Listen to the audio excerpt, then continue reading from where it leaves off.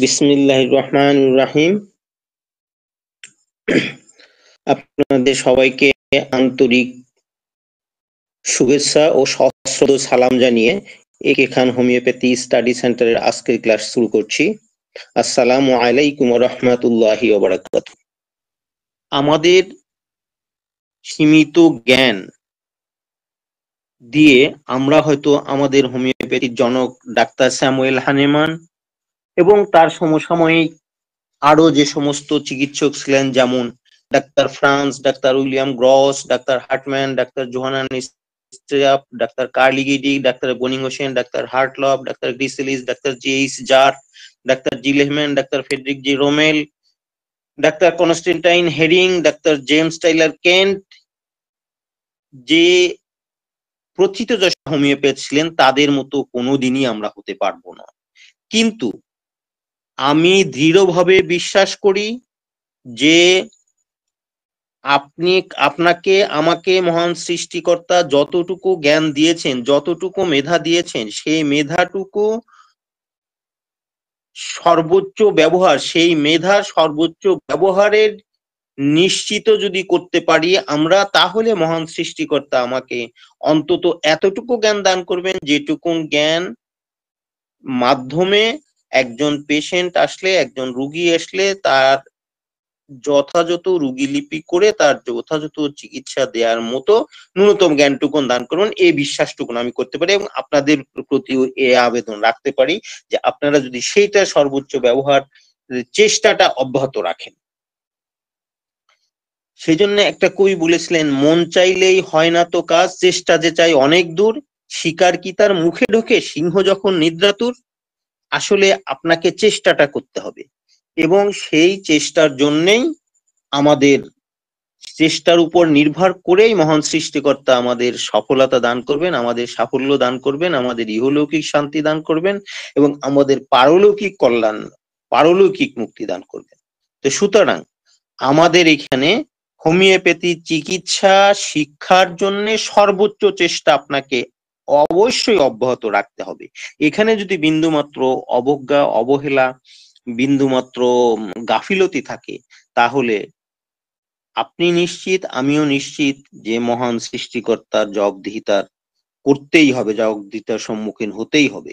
সুতরাং আপনাদের প্রতি আমার বিনীত অনুরোধ যে হোমিওপ্যাথি চিকিৎসা শিক্ষার জন্য আপনাদের সর্বোচ্চ চেষ্টা অব্যাহত রাখবে এবং সেই লক্ষ্যকে সামনে রেখেই হোমিওপ্যাথি চিকিৎসা বিজ্ঞান যথাযথ চিকিৎসার জন্য organon of medicine, materia medica, repertory, chronic disease, এই সবগুলো আমাদের ন্যূনতম জ্ঞান অপরিহার্য এবং সে কারণেই আমি আমার ক্ষুদ্র জ্ঞান, আমার ক্ষুদ্র চেষ্টা দিয়ে চেষ্টা করছি যে রেপার্টরি শিখার জন্যে আমার চেষ্টা যে অন্তত বেসিক একটা ধারণা থাকলে যে রেপার্টরি মাধ্যমে একজন রুগী আসলে সেই রুগীর যথাযথ রুগীলিপি করে রেপার্টারাইজেশন করে যথাযথ প্রপার মেডিসিনটা যেন আমরা সিলেক্ট করতে পারি এবং যার প্রেক্ষিতে মহান সৃষ্টিকর্তা যেন তার রোগ মুক্তির এটা সফলতা লাভ করতে পারি। এই ক্ষেত্রে আমি আজ একে খান হোমিওপ্যাথি স্টাডি সেন্টার নামে একটি স্টাডি সেন্টার খুলেছি এবং তার মাধ্যমে আমি অনলাইন ক্লাস পরিচালনা করে থাকি। তারই ধারাবাহিকতায় আজকে রেপার্টরির মূল বিষয়গুলো সম্পর্কে সংক্ষেপে ধারণা দিব, যাতে আপনারা রেপার্টরি শিক্ষার ক্ষেত্রে এই মূল বিষয়গুলো যদি আপনাদের ক্লিয়ার ধারণা না থাকে, তাহলে রেপার্টরি শিখতে গিয়ে যথাযথ আয়ত্ত করা কঠিন হয়ে যাবে। এখন প্রথম অবস্থায় যে রেপার্টরি কাকে বলে, আমরা যদি সেটা বলি, যে সংক্ষেপে যদি বলি, যে গ্রন্থে মানুষের শারীরিক ও মানসিকভাবে প্রকাশিত প্রায় সকল লক্ষণসমূহ ইংরেজি বর্ণমালার ক্রমানুসারে এবং ঔষধের গুরুত্ব অনুযায়ী একটি নির্দিষ্ট নিয়মে লিপিবদ্ধ থাকে, তাহাকে repertory of the homeopathic materia medica বলে। দেন রেপার্টরিতে রুব্রিক, রুব্রিক শব্দটা আমরা অনেকেই শুনে থাকি, এবং রুব্রিক কাকে বলে সেটা যদি আমি না জানি, তাহলে তো আমি রেপার্টরিতে আমার কাঙ্ক্ষিত সফলতা লাভ করতে পারবো না। মানুষের শারীরিক ও মানসিকভাবে প্রকাশিত লক্ষণগুলোকে বা কষ্টগুলোকে বা অসঙ্গতিগুলোকে ম্যাথমেটিকার ভাষায় লক্ষণ এবং রেপার্টরির ভাষায় রুব্রিক বলে। তাহলে আমরা বুঝতে পারলাম যে লক্ষণ এবং রুব্রিক একই বিষয়।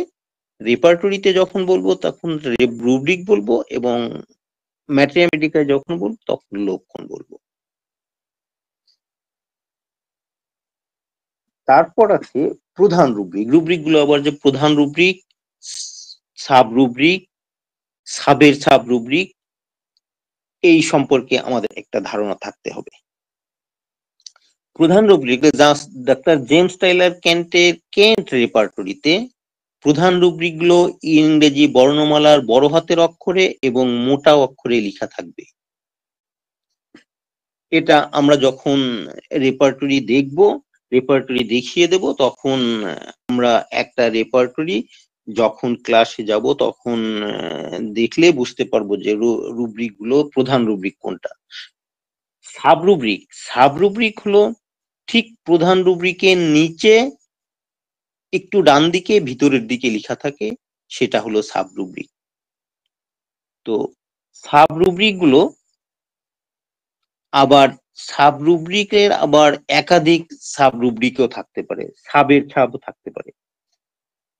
তবে এখানে প্রধান একটা বিষয় হলো যে এই যে রুব্রিক গুলো থাকে, এই রুব্রিক গুলো কিন্তু একটা চ্যাপ্টারের রুব্রিক গুলো কিন্তু ইংরেজি বর্ণমালার ক্রমানুসারে আলফাবেটিক্যালি সাজানো থাকে। যেমন যে রুব্রিকের প্রথম অক্ষর এ, সেটা প্রথমে থাকবে এ দিয়ে যতগুলো রুব্রিক আছে সেই সবগুলো রুব্রিক আগে লেখা শেষ হবে, তারপরে দেন বি দিয়ে, এইভাবে সাজানো আছে। এটা আমরা যদি এই বিষয়টা জানি, তাহলে আমরা আমাদের কাঙ্ক্ষিত রুব্রিক গুলো খুব সহজে খুঁজে পাবো। যেমন কেন্ট রেপার্টরিতে মাইন্ড চ্যাপ্টারের প্রথম এ দিয়ে যেগুলো abandoned, abrupt, absent minded, absorb, abstraction, abusive, activity, এই যে রুব্রিক গুলো শুরু হয়েছে, এই এ দিয়ে যখন শেষ হবে, এ দিয়ে শেষ হলে তারপরে বি দিয়ে, তারপরে সি দিয়ে, তারপরে ডি দিয়ে, এই বিষয়টা আমাদের জানা থাকলে আমরা আমাদের রুব্রিক প্রথম অক্ষর যেটা হবে আমরা সেইভাবে চলে যাবো। যদি প্রথম অক্ষর এ বি সি ডি এরকম হয় তাহলে সামনের দিকে দেখব, আর যদি প্রথম অক্ষর এস টি ইউ ভি হয় তাহলে শেষের দিকে, যদি এম এন এর দিকে হয় তাহলে মাঝের দিকে। তাহলে আমরা ঠিক এভাবে আমাদের এই বিষয়টা জানা থাকলে আমরা যথাযথ স্থানে গিয়ে আমাদের কাঙ্ক্ষিত রুব্রিক গুলো খুঁজে বের করতে পারবো। এই বিষয়টা আমাদের জানা রাখতে, আমাদের সবগুলোই কিন্তু শুধু প্রধান রুব্রিক গুলোই না, সব রুব্রিক গুলোই কিন্তু আলফাবেটিক্যালি সাজানো আছে। এটা আপনি ইন জেনারেলি একটা নিয়ম, জেনারেলি একটা বৈশিষ্ট্য ধরে নিতে পারবেন যে রেপার্টরিতে সবকিছুতেই ইংরেজি বর্ণমালার ক্রমানুসারে অ্যাজ লাইক ডিকশনারিতে যেভাবে থাকে সেইভাবে সবকিছুই সাজানো আছে। তারপরে তার কিছু ব্যতিক্রম থাকতে পারে, সেই ব্যতিক্রম যেগুলো আছে সেগুলো আমরা বলে দেব। তারপর আছে রেপার্টরিতে যে মেডিসিন গুলো আছে, সে মেডিসিন গুলোর তিনটা গ্রেডে, কেন্ট রেপার্টরিতে তিনটা গ্রেডে সাজানো আছে: first grade, second grade, third grade. First grade ওষুধগুলো প্রথম অক্ষর ইংরেজি বড় হাতের অক্ষরে লেখা থাকবে এবং সম্পূর্ণ শব্দটি বোল্ড করা থাকবে, অর্থাৎ মোটা করে লেখা থাকবে। ফার্স্ট গ্রেডের মেডিসিনের গাণিতিক মান 3। তবে ডাক্তার মোহাম্মদ মাসুদ খান কর্তৃক অনুবাদকৃত কেন্ট রেপার্টরিতে প্রথম গ্রেডের ওষুধগুলো লাল কালিতে লেখা আছে। সেকেন্ড গ্রেডের ওষুধগুলো চিকন অক্ষরে এবং ইটালিক বা বাঁকা অক্ষরে লেখা আছে, যার গাণিতিক মান 2। তবে ডাক্তার মোহাম্মদ মাসুদ খান কর্তৃক অনুবাদকৃত কেন্ট রেপার্টরিতে সেকেন্ড গ্রেডের ওষুধগুলো ব্লু কালিতে লেখা আছে। থার্ড গ্রেডের ওষুধগুলো স্বাভাবিক অক্ষরে লেখা থাকে, গাণিতিক মান 1। এই গাণিতিক মানগুলো শুধু এখন আপনারা ফার্স্ট গ্রেডের গাণিতিক মান 3, সেকেন্ড গ্রেডের 2, থার্ড গ্রেডের 1, শুধু এতটুকু মনে রাখলেই হবে। এই গ্রেডের মানগুলো, এই ওষুধের মানগুলো আমরা যখন ফাইনালি রিপার্টারাইজেশন করব, ঠিক তখন আমাদের এটা প্রয়োজন হবে। তো এখন আমরা দেখব যে কেন্ট রেপার্টরিতে টোটাল 37টা অধ্যায় আছে। এই 37টা অধ্যায় কিন্তু আমাদের একেবারে কণ্ঠস্থ থাকতে হবে। যদি 37টা অধ্যায় আমাদের কণ্ঠস্থ বা মুখস্থ না থাকে, আমাদের মেমোরাইজ না থাকে, তাহলে কোন চ্যাপ্টারটা, কোন অধ্যায়টা প্রথম দিকে, কোনটা শেষের দিকে, কোনটা মাঝের দিকে, কোনটা কত বড়, এই ধারণা যদি আমাদের না থাকে, তাহলে তো চ্যাপ্টার খুঁজে পেতেই আমাদের অনেকগুলো সময় চলে যাবে। কিন্তু আমাদের তো রিপার্টারাইজেশন করার সময় একটা রুব্রিক যখন বের করতে চাবো, 10-15 সেকেন্ডের মধ্যে সেই রুব্রিকটা বের করতে যদি সক্ষম হই, তাহলে আমাকে রিপার্টারাইজেশন করা, আমার যদি 10টা, 20টা, 30টা রুব্রিক হয়, 30টা রুব্রিক যদি হয়, তাহলে সেই 30টা রুব্রিক বের করার জন্য আমার যদি 10 সেকেন্ড করে লাগে, তাহলে তো খুব দ্রুত বের করতে পারবো। যদি একটা রুব্রিক বের করতে আমার 2-3 মিনিট, 4 মিনিট, 5 মিনিট সময় হয়, তাহলে 20টা বের করতে 100 মিনিট সময় লাগবে। তাহলে কিন্তু রিপার্টারাইজেশন করা আদৌ সম্ভব নয়। এই ব্যাপারটা মাথায় রাখতে হবে।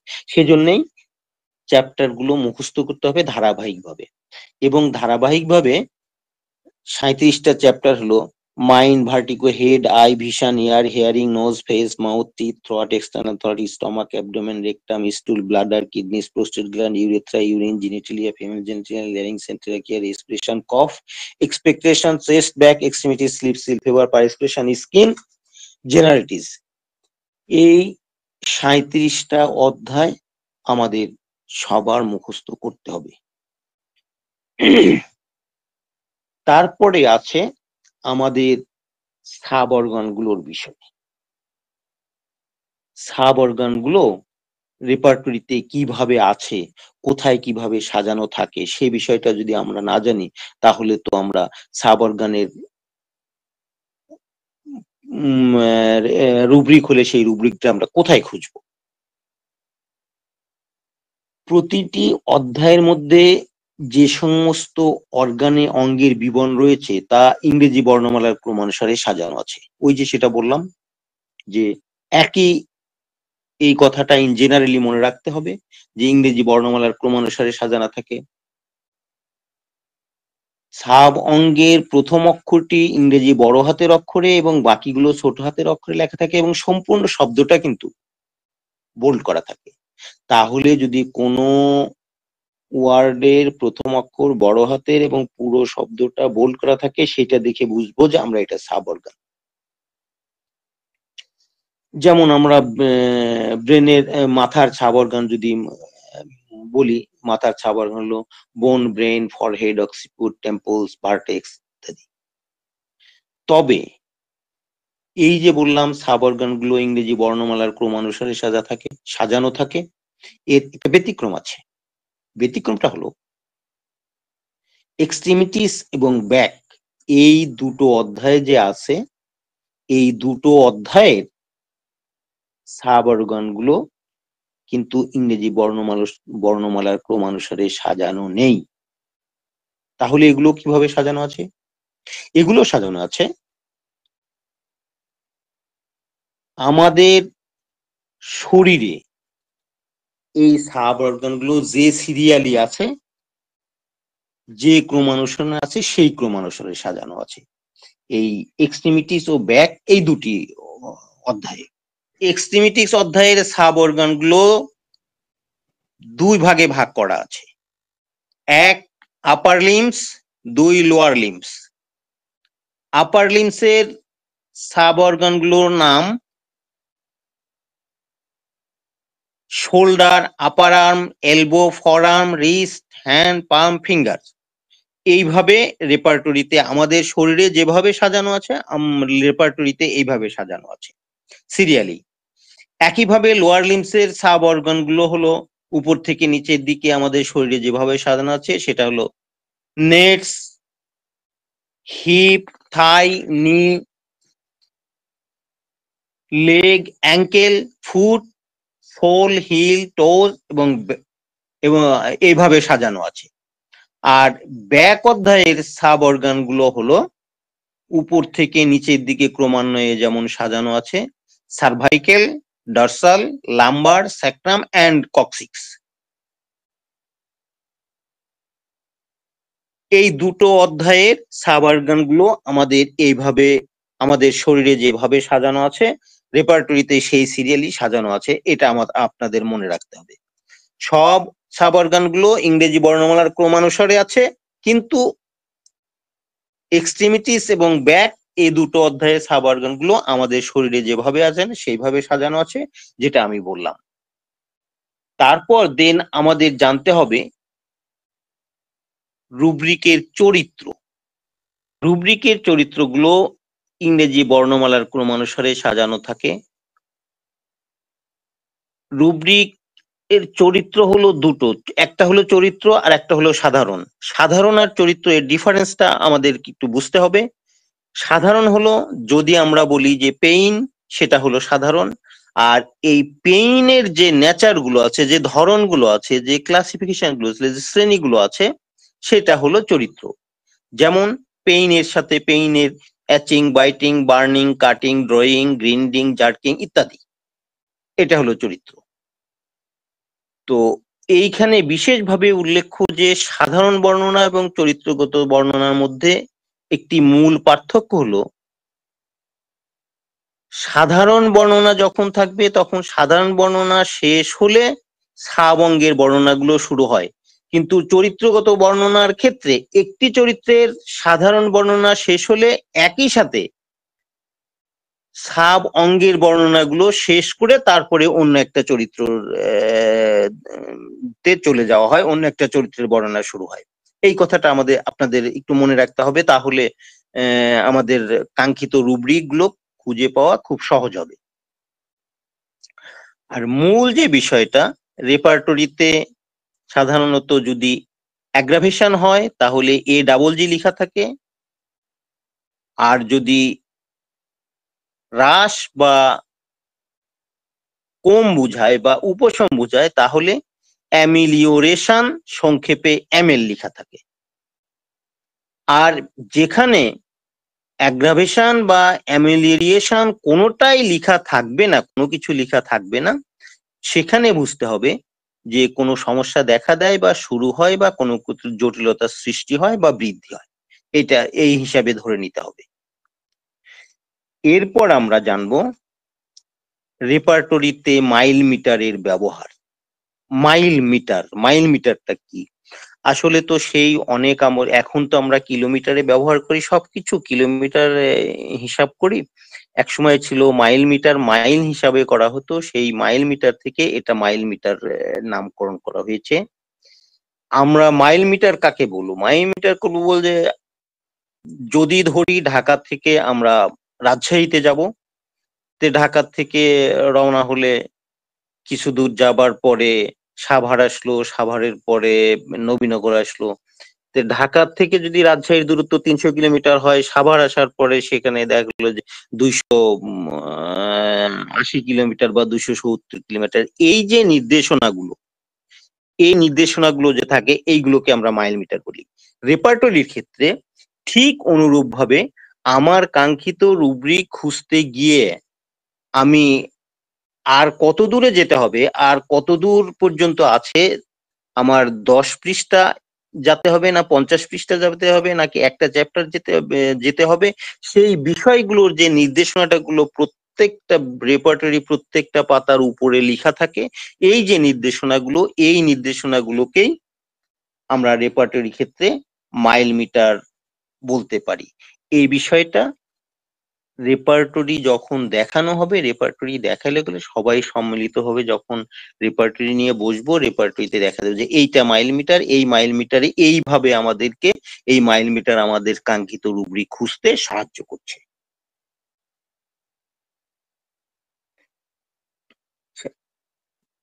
এই যে বিষয়গুলো, এই বিষয়গুলো যে পর্যন্ত আলোচনা হলো, তারপরে আলোচনা আছে রেপার্টরির রুব্রিক গুলো যে 16টা স্তরে সাজানো থাকে, সেই 16টা স্তরের আলোচনা। সেই 16টা স্তরের আলোচনা আমি ইতিমধ্যে আহ, আলাদা একটা অডিওতে দিয়ে দিয়েছি।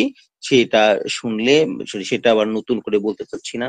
তবে আমি একটা বিষয় আবার একটু স্মরণ করিয়ে দিতে চাই আপনাদের সবাইকে। এখানে কিন্তু কোনো কৌশল, কোনো কপটতা, কোনো আত্মহংকারিতা, এগুলোর সুযোগ কিন্তু একজন হোমিওপ্যাথির জন্য কোনোভাবেই কাম্য নয়। কারণ শেখ সাদী রহমতুল্লাহ আলাইহি বলেছেন, বিনয় উন্নতি পথে প্রধান সোপান, বিনয়ে মানব হয় মহামহিয়ান। মধুর ভাষায় কাজ হইবে সফল, তিক্ত ভাষী পাবে মনে বেদনা কেবল। তো সুতরাং আমাদের একজন হোমিও চিকিৎসক হতে হলে অবশ্যই বিনয়িত হতে হবে, অবশ্যই ভদ্র হতে হবে, অবশ্যই নম্র হতে হবে। এবং সেই ভদ্রতা দিয়ে, সেই নম্রতা দিয়ে, সেই ভালোবাসাতে, সেই ভক্তি শ্রদ্ধা ভালোবাসা দিয়ে একজন রুগীকে, রুগী যখন আসবে সেই রুগীর আপনার প্রথম অ্যাপ্রোচিংটার উপরে তার অনেক কিছুই ডিপেন্ড করবে। আপনার প্রথম অ্যাপ্রোচিংটা, আপনার প্রথম সম্বোধনটায় সে যদি তার রোগ যন্ত্রণা 0.00001%ও যদি প্রশমিত হয়, তাহলে বুঝতে পারলেন যে সেই রুগীটাকে আপনি যে নির্দেশনা দিবেন, যেভাবে বলবেন, সে সবকিছু মেনটেন করবে এবং সেই রুগীটা আপনার প্রতি একটা আস্থা জন্ম নেবে। এই আস্থাটা জন্ম নিলেই তখন কিন্তু দেখবেন মহান আল্লাহ পাক রাহমানুর রাহিম আপনি যে মেডিসিনটা দিবেন সেই মেডিসিনটায় তার সুস্থতা ফিরে আসবে। সুতরাং এখানে কিন্তু আপনার অত্যন্ত গুরুত্বপূর্ণ ভূমিকা, এক্ষেত্রে কিন্তু কোনো রকম অন্যথা করা যাবে না।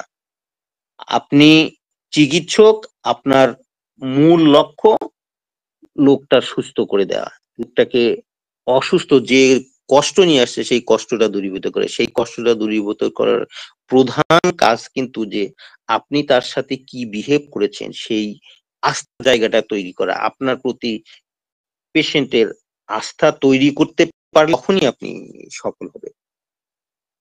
আর আবারও আমি আপনাদের প্রতি বিনীত অনুরোধ রাখবো যে হোমিওপ্যাথি চিকিৎসা শিক্ষার ক্ষেত্রে আপনি যদি সর্বোচ্চ গুরুত্ব দেন, তাহলে মহান সৃষ্টিকর্তা আপনার অন্তত ন্যূনতম এতটুকু জ্ঞান দান করবেন, যে জ্ঞানটুকুনের মাধ্যমে হোমিওপ্যাথির একজন রুগী আপনার কাছে আসলে সেই রুগীর যথাযথ ঔষধটা নির্বাচন করে আপনি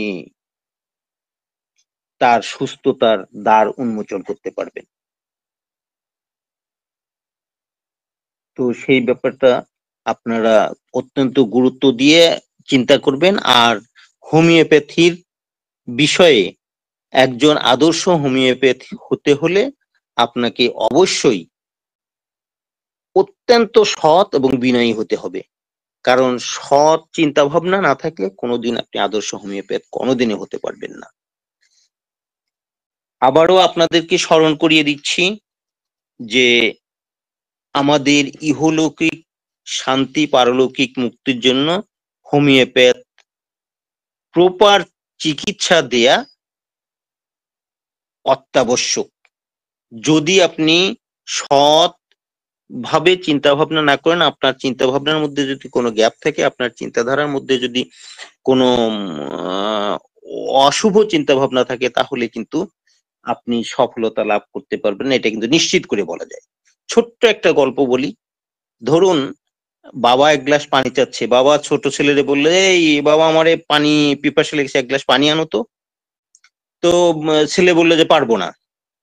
তো বারবার বলছে, সে বলছে না পারবো না। বড় ছেলে আবার বলছে যে বাবা, ও তোমারে পানি এনে দেবে, ও তো আসলে অভদ্র ছেলে, ও কি পানি এনে দেবে? তুমি একটা কাজ করো, তুমি ওই ঘরে গিয়ে এক গ্লাস পানি খেয়ে আসো আর আমার জন্য এক গ্লাস নিয়ে আসো। এখানে আপনি চিন্তা করেন যে বড় ছেলে তাহলে কত ভদ্র। তো সুতরাং হোমিওপ্যাথ হতে হলে আমি ভদ্র, আমি ভালো, আমি শিক্ষিত, আমি জ্ঞানী, এই কথাটার অহমিকা বোধ, ওই অহংকার যেন আপনার মনের মধ্যে চলে না আসে, এটা কিন্তু আপনার খেয়াল রাখতে হবে। এই বিষয়টা যদি চলে আসে তাহলে কিন্তু আপনি যথার্থ চিকিৎসা দিতেও ব্যর্থ হবেন এবং মানুষের পারলৌকিক শান্তি ও পারলৌকিক মুক্তির ক্ষেত্রেও আপনার প্রধান বাধা হয়ে দাঁড়াবে।